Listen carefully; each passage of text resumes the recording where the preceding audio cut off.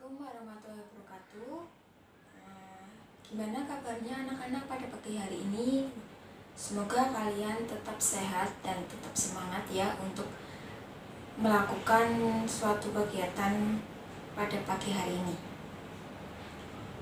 Oke, di sini saya akan melakukan kegiatan bimbingan klasikal. Apakah kalian sudah pernah melakukan bimbingan klasikal? Jika belum, saya akan menjelaskan tentang bimbingan klasikal itu sendiri.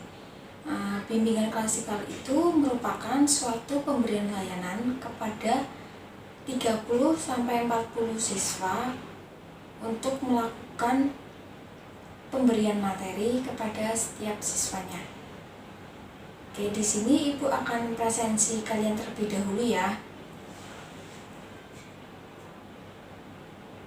Oke, yang pertama Amelia. Oke, Fajar sudah hadir. Miftah sudah hadir. Fadil sudah hadir ya.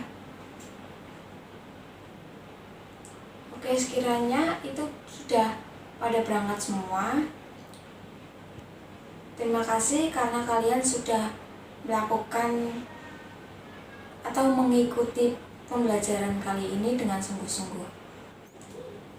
Oke, kita dalam kegiatan bimbingan klasikal ini, Ibu akan memberikan materi tentang berpikir positif. Apakah kalian tahu berpikir positif itu apa? Oke, kalau belum, Ibu akan menjelaskan tentang berpikir positif ya. Berpikir positif itu sendiri merupakan cara seseorang beranjak mengatasi masalah dengan menekankan pada sisi positif dari kekuatan diri sendiri. Contohnya itu, apabila seseorang sedang dihadapkan dengan banyak masalah atau rintangan dalam menghadapi tujuan yang ingin dicapai, maka seseorang itu akan lebih berpikir positif yang lebih jauh memusatkan perhatiannya pada tujuan yang ingin dicapainya itu. Berpikir positif itu sendiri juga sebuah keterampilan yang harus dipelajari dan diusahakan, dan semua itu tidak akan datang dengan sendirinya. Karena masih banyak sekali orang di luar sana yang tidak mudah untuk berpikir positif. Mereka lebih cenderung pada berpikir negatif daripada mempertahankan berpikiran positif itu sendiri. Di sini apakah kalian sudah memahami tentang berpikir positif itu? Oke, di sini Ibu akan menjelaskan tentang faktor-faktor yang mempengaruhi berpikiran positif ya. Di dalam faktor-faktor yang mempengaruhi ini ada dua faktor, yaitu faktor dari etnosentris dan dua egosentris. Kalau dari faktor etnosentris itu bisa berasal dari keluarganya, status sosialnya, jenis kelaminnya, agama dan kebangsaannya yang mereka miliki. Hal tersebut itu bisa mempengaruhi atau membentuk kecenderungan cara berpikir yang sama di antara individu dalam kelompok sosial yang sama. Yang kedua yaitu faktor egosentrisme, yaitu sifat yang dimiliki tiap individu itu sendiri. Gitu. Ada pula manfaat berpikiran positif. Berpikiran positif itu ada 3 macam, yaitu kebiasaan berpikir positif yang ada di dalamnya, yaitu ada feeling of success, yang kedua itu optimis, dan yang ketiga itu positive self image. Saya di sini akan menjelaskan tentang ketiga kebiasaan berpikir positif ya. Yang pertama yaitu feeling of success, yaitu orang yang berpikir positif pada saat dirinya menghadapi suatu tugas akan merasa yakin bahwa dirinya itu akan berhasil untuk mencapai apa yang dia inginkan atau melakukan tugasnya itu. Dan yang kedua ada optimis. Jadi setiap orang itu harus memiliki optimis untuk mencapai suatu tujuan. Berpikir positif terhadap suatu tugas yang harus dilakukan merupakan awal perkembangnya optimis itu sendiri. Optimis itu sendiri merupakan faktor yang mempengaruhi keberhasilan seseorang itu. Positive self-image itu yang terakhir ya dari kebiasaan positif. Kebiasaan positif itu yaitu jika seseorang memiliki ruang pikiran yang positif atau diisi dengan hal-hal yang positif, maka dirinya akan sudah terbiasa akan berpikiran positif atau memiliki gambaran diri yang positif pula. Di sini juga ada manfaat dari indikator-indikator yang berpikiran positif. Salah satunya itu ada percaya diri, inisiatif, ketekunan untuk mencapai keberhasilan itu atau suatu ketekunan untuk selalu berpikiran positif dalam melakukan hal apapun. Yang keempat ada kreativitas, yang kelima ada kepemimpinan, yang selanjutnya ada perkembangan, ada kemampuan menghasilkan sesuatu. Dalam berpikir positif juga harus berani dan mandiri, memahami emisi, dan selalu bersyukur dan berdoa. Gitu. Oke, di sini kan tadi kan Ibu sudah menjelaskan tentang materi berpikiran positif. Gitu.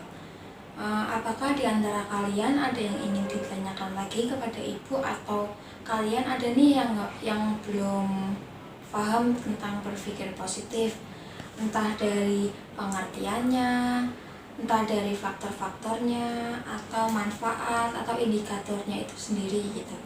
Silahkan barangkali kalian ada yang ingin ditanyakan lagi atau kalian belum paham. Ya, Mbak Amel ingin bertanya apa? Oh, belum memahami tentang feeling of success ya? Oke, di sini saya akan menjelaskan kembali tentang feeling of success. Jadi, feeling of success itu seseorang yang berpikiran positif pada saat dirinya menghadapi sesuatu atau menghadapi tantangan nih.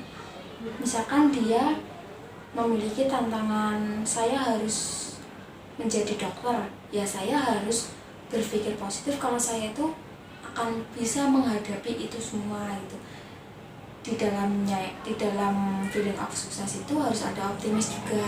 Kita harus yakin bahwa diri kita itu bisa untuk mencapai apa yang kita inginkan gitu. Jadi feeling of success itu kita tuh berpikiran positif pada saat kita menghadapi suatu tugas atau suatu tantangan, dan kita harus merasa yakin bahwa dirinya kita akan berhasil untuk melakukan tugas itu gitu. Gimana Mbak Amel, apakah sudah memahami tentang feeling of success? Ya, baiklah. Oke, di sini jika sudah tidak ada yang ditanyakan lagi, saya akan menyimpulkan tentang materi yang tadi sudah saya bahas ya. Di sini ada berpikir positif, yaitu ayolah kita selalu berpikir positif dalam melakukan apapun. Jadi berpikiran positif itu harus fokus pada satu hal yang kamu sudah inginkan atau yang ingin kamu ubah. Jadi kita tuh harus fokus apa yang kita inginkan atau apa yang kita ingin ubah. Kita harus fokus pada suatu tujuan itu. Yang kedua, jangan pernah lupa untuk selalu tersenyum dan tertawa walaupun kita sedang tidak bahagia atau kita sedang sedih, tapi kita tuh harus berpikir jernih untuk melakukan suatu hal-hal yang kita akan lakukan gitu. Yang ketiga ada bertingkah laku baik agar selalu merasa positif. Dan yang keempat, kita selalu bersyukur dan harus selalu berdoa untuk setiap apa yang kita lakukan gitu. Dan jangan pernah lupa buanglah pikiran negatif yang ada di pikiran kalian, karena pikiran negatif itu akan merusak pada diri kita sendiri gitu. Kita nggak akan pernah bisa sukses kalau kita selalu berpikir negatif. Jadi fungsinya berpikir positif itu kita akan merasa happy, kita merasa tenang untuk mencapai suatu keinginan gitu. Dan yang terakhir yaitu ubah pemikiran tidak bisa menjadi bisa. Semisal contohnya kalian tidak bisa melakukan hal ini, nah kalian harus ubah cara berpikir kalian untuk menjadi saya bisa melakukan hal itu dan saya harus mendapatkan apa yang saya inginkan itu. Oke. Mungkin itu saja yang bisa Ibu sampaikan ke kalian pada kegiatan bimbingan klasik kali ini. Semoga materi yang sudah Ibu sampaikan bisa bermanfaat buat kalian, dan jangan pernah lupa untuk selalu berpikir positif ya. Oke, untuk mengakhiri kegiatan bimbingan klasik kali ini, alangkah baiknya kita berdoa terlebih dahulu ya. Oke, kita berdoa sesuai dengan agama dan kepercayaan kita masing-masing. Berdoa dimulai.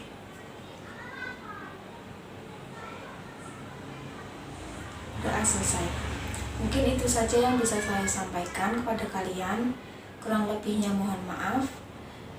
Bila ada pertanyaan atau yang kalian sekiranya belum paham, bisa ditanyakan di pertemuan selanjutnya ya. Oke, sekian dari saya. Wassalamualaikum.